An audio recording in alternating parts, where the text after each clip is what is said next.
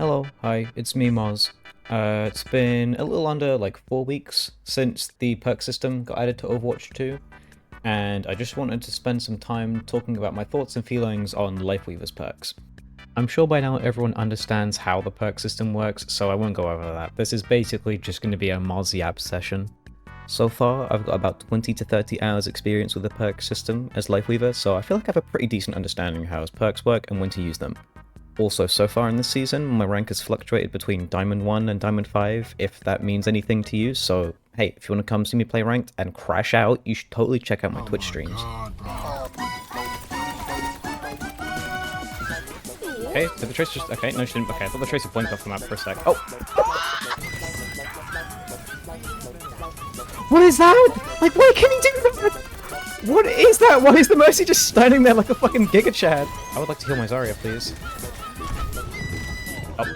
Zarya, take my seed. Oh, she got it! Why did I say take my seed? Okay.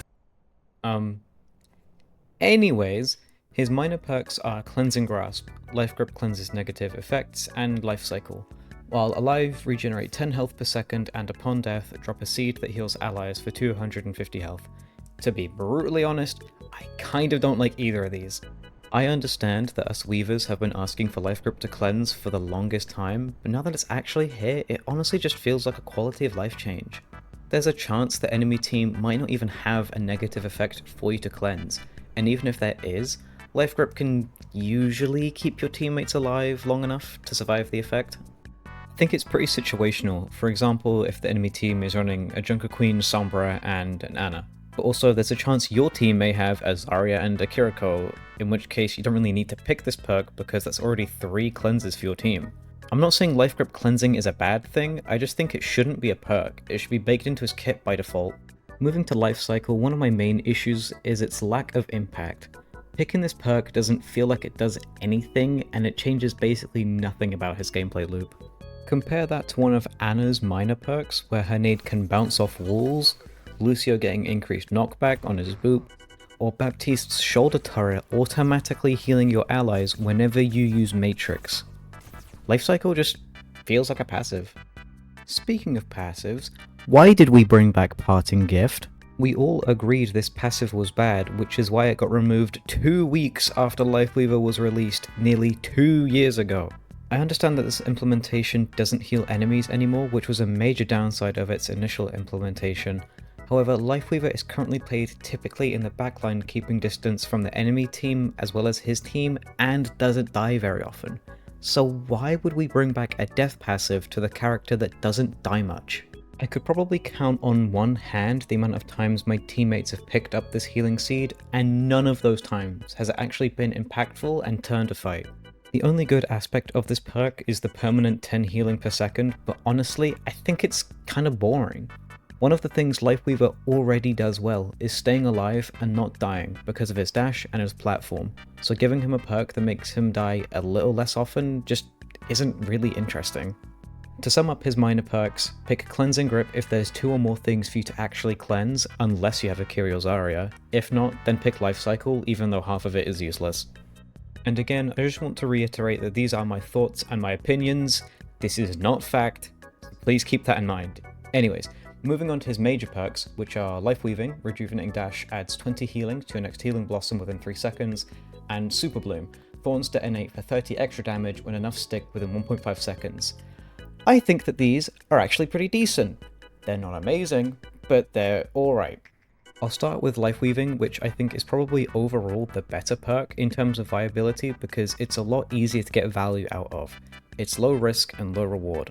Rejuvenating Dash is only on a 5-second cooldown, and Lifeweaver has Platform as well, which, if you're playing him properly, should already be placed somewhere for you before a fight in case you need to back out. Yes, it is an additional thing for you to think about, but again, it's not really that impactful. Honestly, it just helps with healing tanks if they're low, and that's about it. And finally, Super Bloom, which is easily the most unique and fun perk that Lifeweaver has.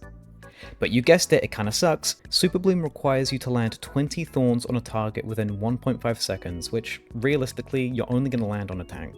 This does still make it kind of situational, but less so than his other perks. For me personally, I only pick this perk if the enemy tank is running a Hazard, Mauga, Orisa, maybe Ramatra, Roadhog, Winston, or Wrecking Ball. The reason why I say maybe to Ramatra is because yes, he does have a shield, and yes, he's basically unkillable while blocking in Nemesis form, but the extra damage can help weaken him while blocking, and his shield is on a decent cooldown. Also, I'm not denying the viability of trying to use Super Bloom on squishies, but it is significantly easier to just focus on the tank because of their larger hitbox and the slow projectile speed of Thorn Volley, but you do you. And that sums up my thoughts on Lifeweaver's perks, so here are some suggestions that I have. Cleansing Grasp should be a part of his base kit, and Life Cycle should be removed from the game and never spoken about ever again. Then make his current major perks into his minor perks. For major perks, he could have a damage boost when standing on platform to encourage more team play. If grip cleanses a negative effect, it gives the target a brief speed boost in case they want to get back to where they were positioned or take a different angle. Platform now acts like a bounce pad instead of an elevator to remove some of the frustration of communicating with randoms on when to use platform. And finally, I'm pinching this one from Spylo. I did not come up with this idea, credit to Spylo. If you grip someone above 75% of their HP, it halves the cooldown of grip. I have no clue if these ideas would be good or not, because I don't work on the balancing team, but here they are anyways. Overall, I'm kinda disappointed with his current perks and wish they were a bit more imaginative, but regardless, it's still been a nice refresh, and I'm hopeful in the future he'll get some better perks. We'll just have to wait and see. Also again, just another quick shout out to my Twitch. I'm way more active there, and I'm way more active on my Discord server as well. Links to everything will be in the description. That's about it. Take care. Now, I will use my rose toy. Life protects life!